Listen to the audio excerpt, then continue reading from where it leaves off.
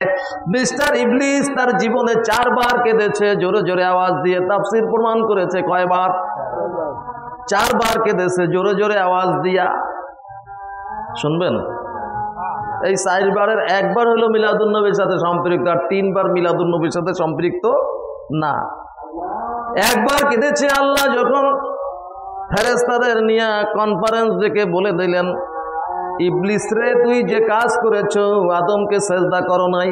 জানেন তো সেই আওয়াজ, ওইদিকে যাচ্ছি না। আদমকে সেজদা না করার কারণে আল্লাহ বললেন, তুই অভিশপ্ত হয়ে গেছিস, পথভ্রষ্ট, তুই গোমরা। কি হয়েছে? আল্লাহর অর্ডার অমান্য করার কারণে আল্লাহ তাকে গোমরা সার্টিফিকেট দিয়েছেন। নাউজুবিল্লাহ বলেন। আল্লাহ তার উপর লানত বর্ষণ করেছেন, লানাতুল্লাহ আলাই। জোরে আওয়াজ দিয়া কান্না করেছে ইবলিস ওই দিন। 2 নম্বরে, জান্নাত থেকে আল্লাহ যখন অর্ডিন্যান্স জারি করলেন, ইবলিস তুই বের হয়ে যা, জান্নাতে তোর স্থান হবে না, তুই দুনিয়ায় চলে যা। ইবলিস কান্না করতে করতে, জোরে আওয়াজ দিয়ে কান্না করতে করতে দুনিয়ায় চলে এসছে, জান্নাতে থাকার ঠাঁই হয় নাই।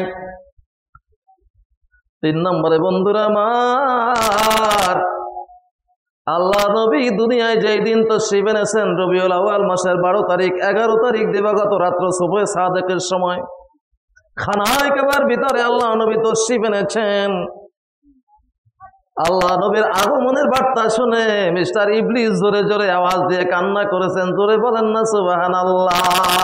4 নম্বরে ইবলিস যখন কান্না করেছে, আল্লাহ নবীর উপর ওহী আসা শুরু করার পরে সূরাতুল ফাতিহা যেই দিন নাজিল হয়েছে, জোরে বলেন না সুবহানাল্লাহ। সূরা ফাতিহা নাজিল হওয়ার পরে ইবলিস কান্না করেছে। ও চিন্তা করেছে, আমি আল্লাহর কাছ থেকে বহু কিছু চেয়ে নিয়েছি, অনেক কিছু আল্লাহর কাছ থেকে প্রাপ্ত হয়েছে। ইবলিসের 3টা দোয়া কবুল হয়েছে। কয়টা? ইবলিসও মিয়া দোয়া করছে, আর আমরা আজকে দোয়ায় বিশ্বাসী না। করছি না? করে নাই? ইবলিস কয়, আল্লাহ তোমার কাছে আমি প্রার্থনা জানাই, অ্যাপ্লিকেশন দিলাম। কি দিছে? অ্যাপ্লিকেশন দিছে। আমার যখন তুমি লাঞ্ছিত ঘোষণা করেছ, পথভ্রষ্ট বলেছ, গোমরা বলেছ, কিচ্ছু আমার করার নাই, কিন্তু আমার মোনাজাত থাকলো, আরজি থাকলো, 3টা অনুরোধ আমি তোমাকে করতে চাই, তুমি আমাকে 3টা সুযোগ দিবানি বলে বলতে থাকো। কিয়ামত পর্যন্ত আমার হায়াত লম্বা করে দিতে হবে। আল্লাহ বললেন, আমি দিলাম। বনি আদমের ব্লাডের ভিতরে, ব্লাড সার্কুলেশনের ভিতরে, রগে রগে, শিরায় উপশিরায় আমি দৌড়াদৌড়ি ছোটাছুটি করব।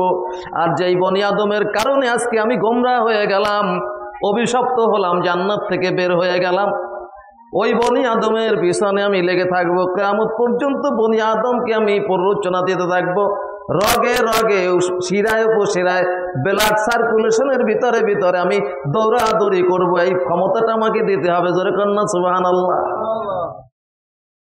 আরেকটা মুনাজাত রব্বুল আলামিন